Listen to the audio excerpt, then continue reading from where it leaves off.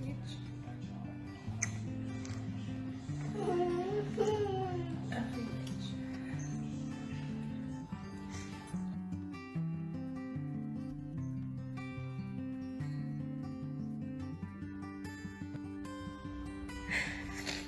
So Eltham didn't write me as a high risk, they just wrote a normal referral.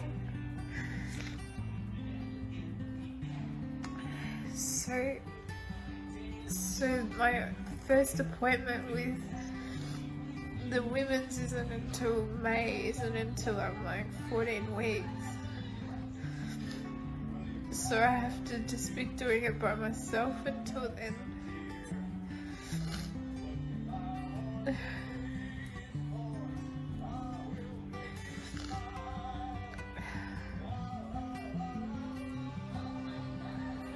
She wouldn't prescribe me anything. She said she didn't feel comfortable. And then she started talking about what category and that the risk of malformations to the baby and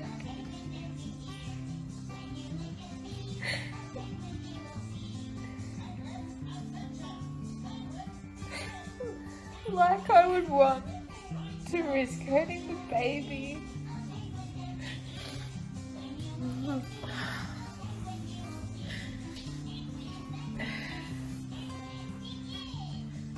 She told me I had to go see someone face to face. I tried to explain to her I've already been to hospital a few times and that's what they've prescribed.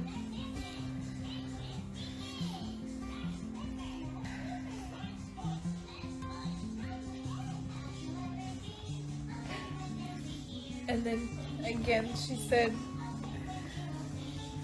why call here if I live in Port Melbourne? So I tried to explain I've been going to that clinic for years, but because of COVID I couldn't change doctors.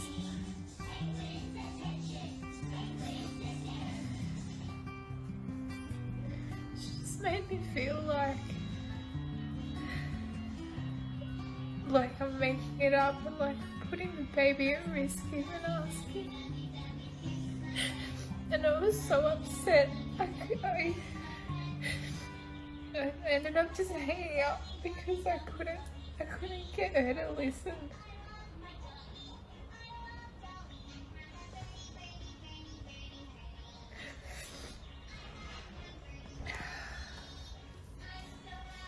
Kylie's had some cramping last night and then obviously cramping this morning. So she called me to say that she's kind of feeling some pretty open, raw stuff, and I do have our guest here with us who we just watched. Good morning, Kylie. Welcome to the morning show. Morning, Troy. Nice to see you this bright, cold morning. Oh wow, what a journey. Where do we start? Thanks for joining us for Women's Health Week. How are you feeling today? And where are you at? Certainly better than that footage for starters. How long ago was that? So that was quite early on. I was only about 7 weeks pregnant at the time, and with HG, I start getting crook pretty much from the beginning, so about 4 to 5 weeks. So that's right in the thick of it. I'm now 22 weeks, nearly 23 weeks. So fortunately, I'm not quite back there in terms of where I'm at, but I rely very heavily on medication to keep me without my head in the toilet as often as this is your third pregnancy, is that right? Is this your third? Where? Yeah, this is my third HG pregnancy, is right. How we actually separate them. So I've got 2 beautiful kids. Elle and I've got 5 and a 3-year-old, 2 girls. They'll probably run in and out a little bit. They're a little bit excited that I'm doing what my husband does this morning, which is talk in front of a microphone. Yeah, but in terms of pregnancies, and this, whenever I tell people this, particularly midwives and things at the hospital, you know, there's a certain look that comes across people's face. This is actually my 9th pregnancy, because I've had 6 losses along the way at various times. So pregnancy is a rough ride for myself. So Wow. yeah, we're doing well with this one. I'm really cautious about, I'm quite nervous about doing Women's Health Week, I must say, Kylie, because I'm not a woman. It was a lot easier doing men's stuff. I don't know what I've got myself into, but I'm going to try and be as empathetic and understanding as possible. Can you help the listeners and anyone else that may listen back to this show what HG is, and I guess differentiate it from morning sickness, which sadly you've been treated as by professionals in the past. So what's HG, as you call it? Yeah, so HG stands for the fancy medical word hyperemesis gravidarum, which is pretty much Latin for lots of vomiting brand. Which is a good description. Right. It's one of the reasons why it's not that well known, and even within the medical profession, is fortunately it's not that common. You know, they've documented probably less than 5% of pregnancies people will suffer from this condition.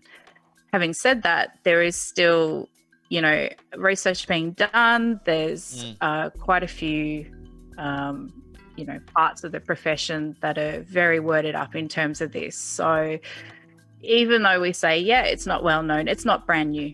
You know, women were, prior to having sufficient medical resources, and, you know, we're fortunate here in Australia with our medical healthcare system, you know, people can die of this condition. So it is that serious. So if you think of morning sickness, and for women that are listening who have had it and have been pregnant, you know, they know how it's not fun, to put it mildly. So if you take morning sickness and you multiply it by a few thousand, that's where you're kind of getting to what HG is about. So it involves lots of vomiting, and vomiting beyond your norm, I guess you would say. So someone like myself, who actually doesn't have the most severe form of the condition, you know, without meds, in the thick of it, probably vomit 30 to 50 times per day. As you can imagine, what comes with that is a lot of complications. So usually, you know, you're unable to drink, keep fluids down, you can't eat, and so your organs are constantly under strain. So that's where a lot of the life-threatening things come into it: malnutrition, severe dehydration. You know, myself and most people with HG, you spend quite a bit of time in and out of hospital because you need hydration, IV fluids. Without those, your kidneys can close down. You know, you can go into organ failure. It's pretty horrendous. The other thing that tends to separate it from morning sickness is the length of time that this carries on for. So one of the things that happens, you know, when people don't understand, is they expect you to feel miraculously better heading into your second trimester, which is around the 14-week mark. That's a real rarity. That tends to not happen. Most of the time people feel sick in some capacity right until the end of the pregnancy. It can be as bad as from day one for the whole time, or you can get little pockets of time when it's a bit less. But certainly there's no finish line other than having the baby, and you don't always know how sick you're going to stay for as long as that is. The other thing that separates it from morning sickness in that regard, I guess, is certainly the you know, that's also on top of the other pregnancy issues. The things that aren't fun. You know, the constipation, the gas, the heaviness, all the good stuff. Which, you know, is a testament to how amazing our bodies really are when we're creating a human. It's so crazy. It's so crazy. Yeah. We just did a clip on, I don't know if you caught it beforehand, on on the ins and outs of a period. It's just ridiculous. Like, it's so much going on in something that men don't get. I mean, I hope more men are starting to realise. I think we're a little bit ignorant. We're somewhat inexperienced just because we don't experience it. But certainly we could, when you break it down, that even just a period of things that you can't help happening, it's just super incredible. Super incredible. Yes, the P word. The P word. I know. The P word. It's okay. Let it out. As a kid, you're like, ugh, really? But man, it's just part of our biology. Is HG? You had it 3 times in a row. Would you call it in a row? Yeah. Why is that? Is it something that's related to your genetic and DNA and makeup? Is it hereditary? Had you heard of it before your first experience? I mean, is it in your line of family? I hadn't actually heard of it prior to having it, and that's part of the I guess what's not understood. So there's research trying to work out where it does come from. So there is potentially some links, but nothing that's concrete for whether or not it is hereditary. However, my mum didn't have the same level of sickness. However, I do know of some people with HG where their mothers and grandmothers have. They've looked at hormone profiles, whether there's hypersensitivities, gut health, whether there's, particular forms of flora in the gut that contribute. And because it's, there's not enough of us to really research as well. And it's not something that gets a lot of funding or a lot of money thrown at it research wise, which is understandable. We're not jumping up and saying, we're the highest priority of research when there's a lot going on. But still, it's a little bit luck of the draw. And, one thing, and a lot of this is anecdotal. So I spend a lot of time in an online support group, Facebook groups. We do hang out with each other online, usually because we're not well enough to hang out with people in person. Right. But it's also a really important way to support one another and share ideas. And, whenever one of us falls pregnant again after having HG the first time, I did it myself. We put a post out saying, so did anyone not happen to have HG this time around? Was anyone lucky enough not to have it? And it seems to be quite rare. If you have it, you seem to have it again. Every time. Every time. Yeah. Far out. Not something to look forward to. Not that you wouldn't want to get pregnant, but it certainly would be on your mind naturally that far out you got to go through this again. You just touched on it and spending a bit of time empowering people. And where did you find your empowerment? To be able to empower others, I think you got to be usually pretty solid in yourself, I'd say. But maybe not. Yeah. Is it just about sharing your story and just being natural and real and as vulnerable as possible? And we talked about it with the men. We have battles with that. Did you find that you were noticing battles within people with HG and just women through pregnancy weren't talking enough? Yeah, definitely, Troy, 100%. And, one of the things that I'm passionate about, and, as you touched on with the study that I do and I'm doing in psychology and heading towards mental health, a lot of that has come from recognising people's stories and people's difficulties, along the way. And having worked in healthcare for as long as I have, I've naturally found my calling in that regard. And on a personal level, Elle and I, we're aware that usually what gets presented to the outside world is basically the highlight reel, and fair enough, we tend to share things on social media that are highlights of what's happening and good things that are going on. But when people are struggling and, they are having some personal battles, it can be really tough to not feel isolated and feel more alone, because it looks like on the surface other people are doing well and everything's great, and what am I doing? I'm not feeling well. So part of what Elle and I do together and individually, you know, we are both quite open people. We are quite confident with showing that vulnerability. I struggle even probably more so than Elle. I have been accused of being a nice queen compared to my beautiful emotional man. I think we all are a little bit icy compared to Alan. yeah.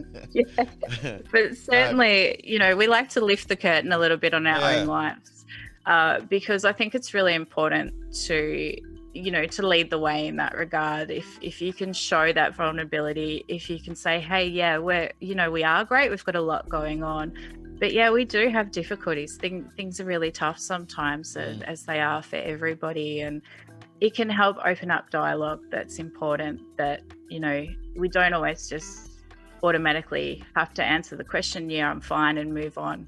You know, if somebody says, I'm not that great because of this, how are you going? It's like, actually, I'm really not, you know, and that's an important part of bringing conversation and support and in mental health in general out there.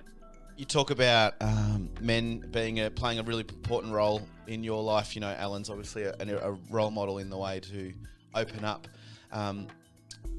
I dare say we're not always great at supporting women speaking. And how have you found your life as growing up as a child, going into a world that doesn't promote women as leaders, and you're always thought of maybe potentially you're complaining too much, or, you know, some of the very real realities that just being a woman faces. You're not told to play. You can't make it playing a sports career, and all the many ways that you're being oppressed. How have you found your journey going through life in those ways? And do you have any particular role models that have told you to, hey, we got this, you know? Oh, Troy, have you got 6 hours? We do. That question, yeah, there's a lot in that. Definitely fight the patriarch, hey? Yeah, exactly.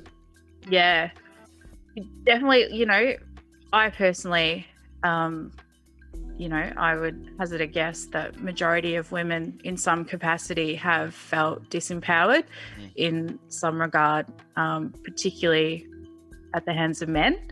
I myself am a domestic violence survivor, coercive control, emotional abuse. So, of course, in terms of my own path, you know, I've been very heavily influenced by being disempowered by men.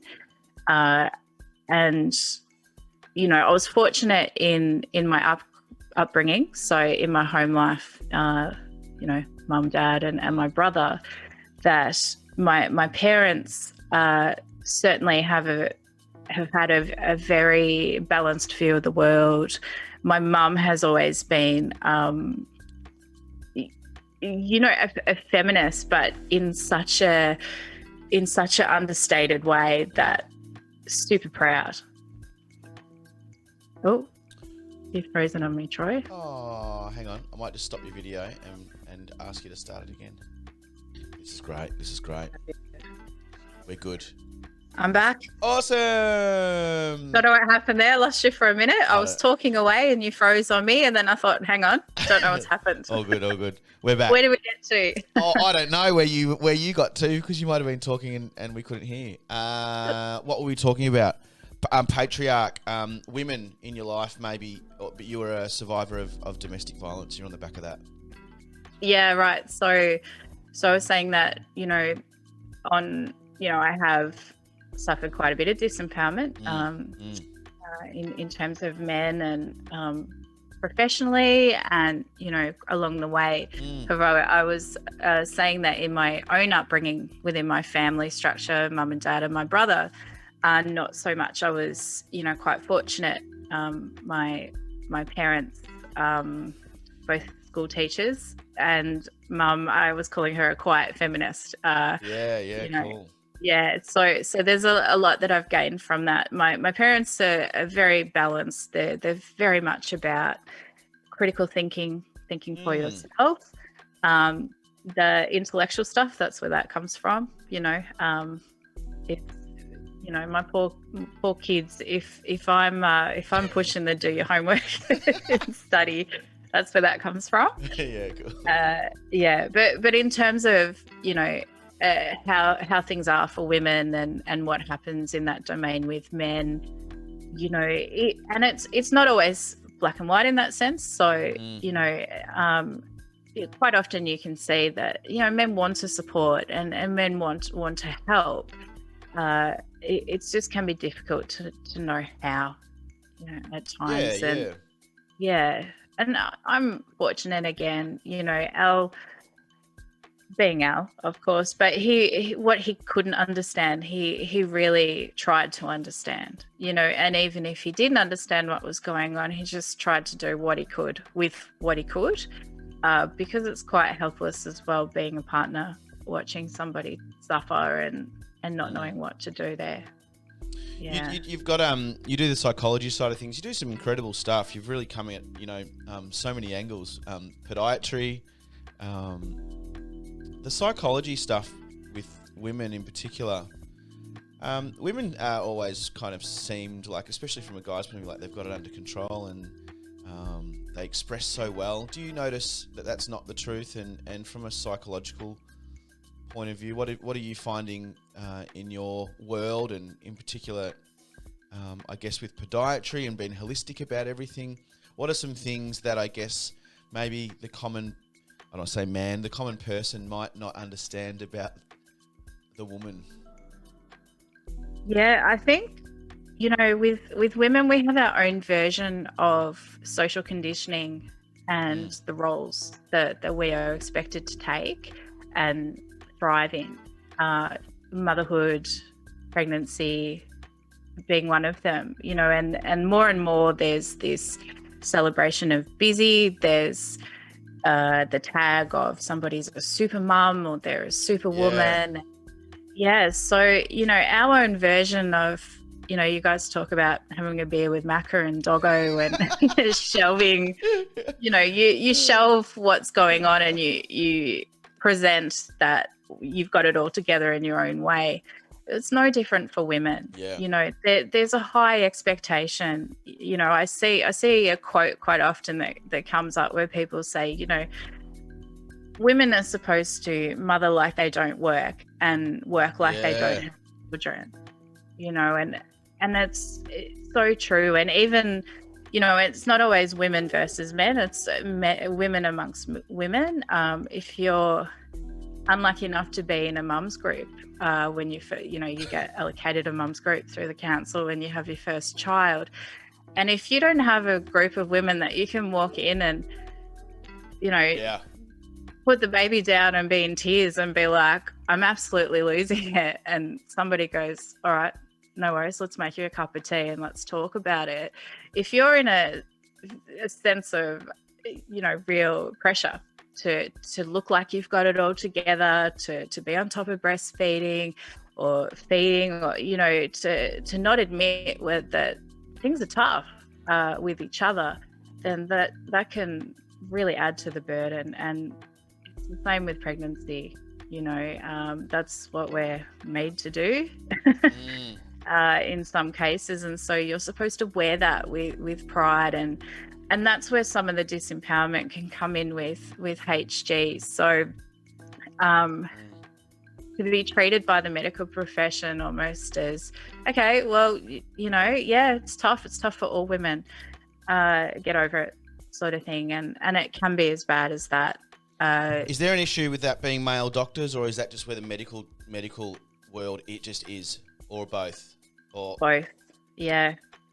It's, and again, I don't want to demonize the medical profession by any stretch, particularly because I've had some incredible people in my corner. But as what was seen in that video, so that conversation with that GP, who was a woman, even with my high level of health literacy, I consider myself a reasonable advocate for myself. I have a really good understanding of the medications that I take and their safety, and being the academic nerd that I am, I have access to a lot of research. And even then, that was enough to really bring me undone, to really knock my confidence and make me feel like, wow, what am I doing here? And should I be doing this? What actually happened later that day after that video, even though I knew she wasn't correct and up to speed with what she was actually saying, I actually went and did a recheck of some of the research, because I was like, could I be doing something wrong here in taking these meds? And that's, so definitely, that sense of disempowerment and feeling like, but you're just supposed to put up with this stuff.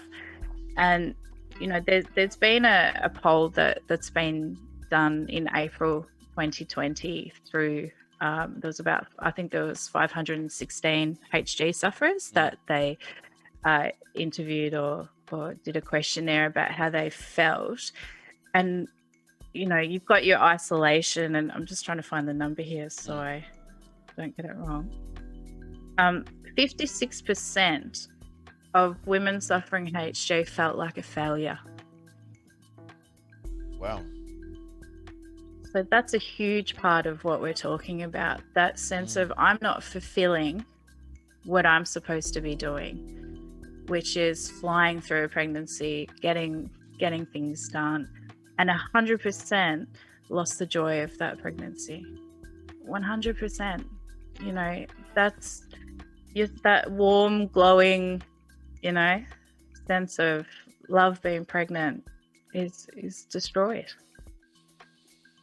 All right. You touched home a little bit. I'll be really open. We're trying to have a child and at the moment. And I had to tell Chris the other day because I said, I'm so happy. I love what's going on in our lives. I love where we're at. And I'm just really content. And she had to say, wow, that's actually really encouraging to hear and much needed, because she's been putting a lot of pressure on herself to get pregnant. And I didn't know that that's what she was going through. I know it's a little bit different context, but she thought and believes that her role, one of her main roles right now, is to give me and us a child. And I'm like, it's all good. Like, whenever it happens, it happens. But there was definitely this assumption that her role at the moment is to, first and foremost, provide a family. And it's, I had no idea the mental bearing it was having on her life. And I think we underestimate what a woman takes on as your role, which it only is because you're the only ones that can do it. But it's certainly not a do it and if you don't do it, you're imperfect, which is kind of what you're touching on, which you see quite often in women. I'm glad you brought up those other sides of it, because it's not obviously just about HG, but part of where I'm heading in the world of psychology is to, believe it or not, specialize in perinatal, postnatal, prenatal psychology. And so what these sorts of feelings, these pressures, they're very relevant along the way. So dealing with fertility issues, dealing with pregnancy loss, miscarriage, stillbirth, postnatal depression, post-birth traumas, adjustment to motherhood, identity. There's so many different factors, and I think it's it's definitely something that, yes, in general, as a generalized statement, women sometimes do better or find it easier to find safe places to express themselves, but not necessarily to the same degree as people might envision. That there are men, women across the board that there's toughness out there. There's this sense of get going and get on with things, and that's helpful to some extent, but sometimes you've just got to sit with it. You need to be heard.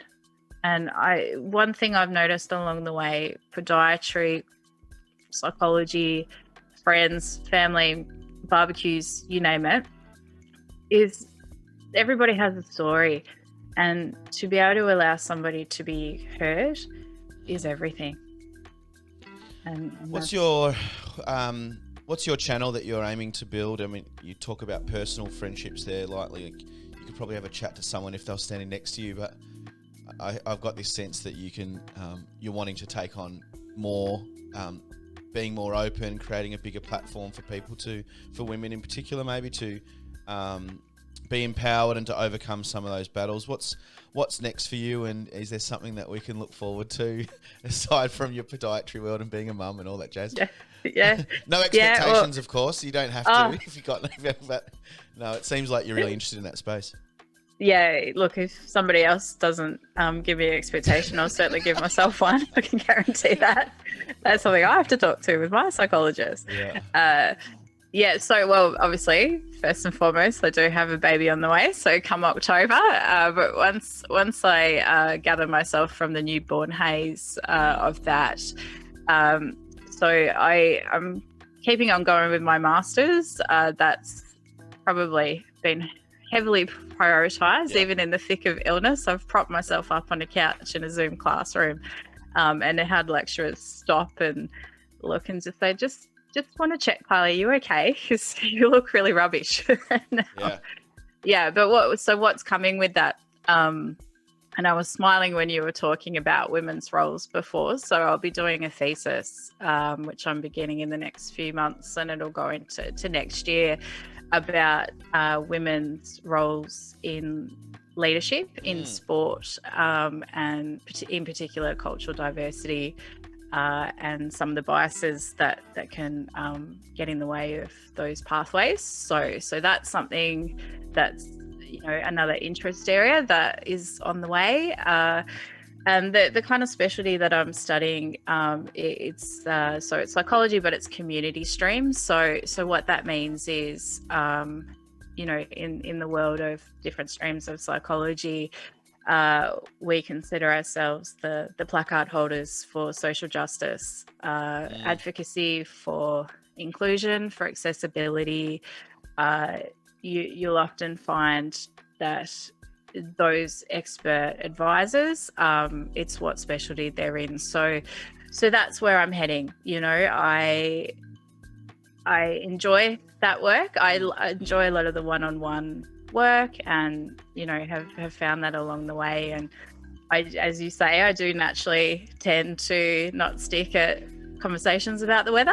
People do open up, and I certainly do enjoy that. And nice. When you combine therapeutic touch with something like podiatry, and it's very quickly a very safe space, like going to a hairdresser and having a chat. That's that. But I'm thinking larger scale. There's stuff I want to do with the emotional man to help him and help alongside that. But certainly There'll be a lot to come. Watch this space. Yeah, it's beautiful. We will. But someone else that knows a thing or two about feet is Matty Barclay. He's just jumped on the chat. He said Collingwood needs a new coach. If you're interested. Barclay. So yes, for those who tuned in on Friday, you and I were talking about our mutual connections there, and Matt and Sarah Barclay, very close friends of ours, and Barclay, I call him Barclay. Some people call him Sparky. Yeah. I call him Barclay, or T-Rex, depends on the mood. I've known him for many years, cool. through our professions, through healthcare. Yeah, he allows the world to be shod with good footwear. Yeah, he does. And we've had many a laugh, many a beverage, many a funny catch up along the way at conferences, and and the footy, yes, horrendous. Are you a Cats person, or are you Collingwood? I'm Collingwood. That's why why he's having a go, and because of where Geelong is versus Collingwood this season, I think he feels within his rights. Yes, no more Anzac Day tickets for you, Barclay. You're out of the loop. We do have a question that's come in, and I'm going to definitely honour it. It's from one of the listeners. For Kylie, what is it that lights your fire? Where does your inspiration come from? Oh, they're everyday people.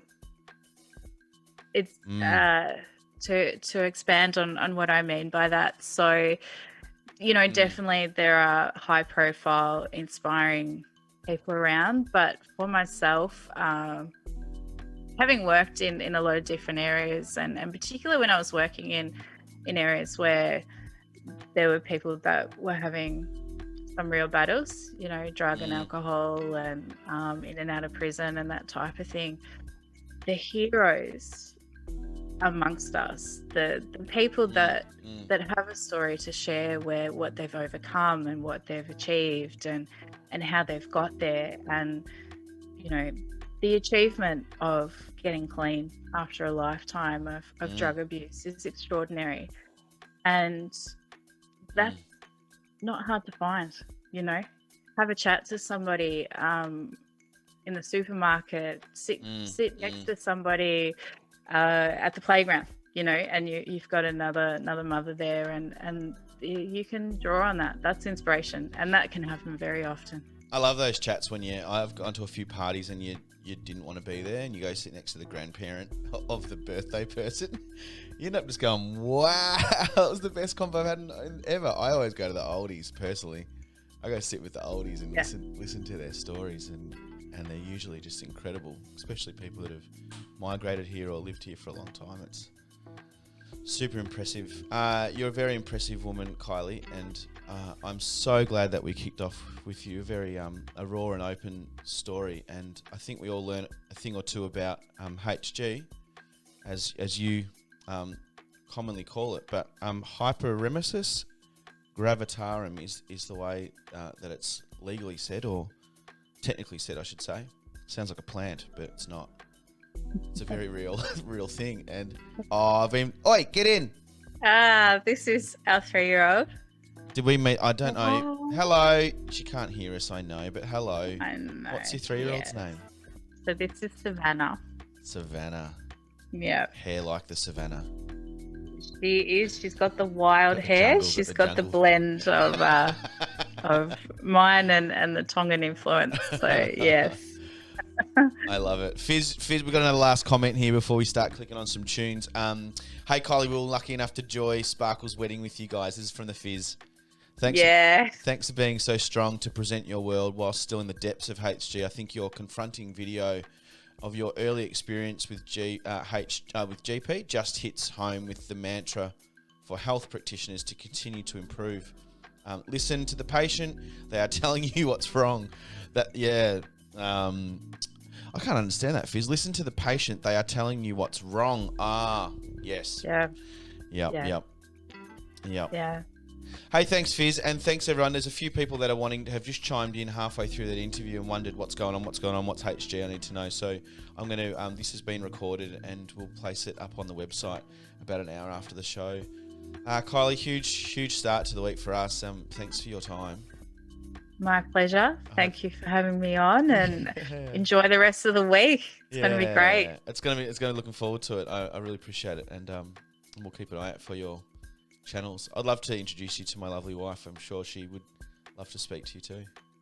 That would be amazing. Yeah, that's cool. All right, have a great day. Speak to you soon. Thanks, Troy. Thanks heaps. Take care.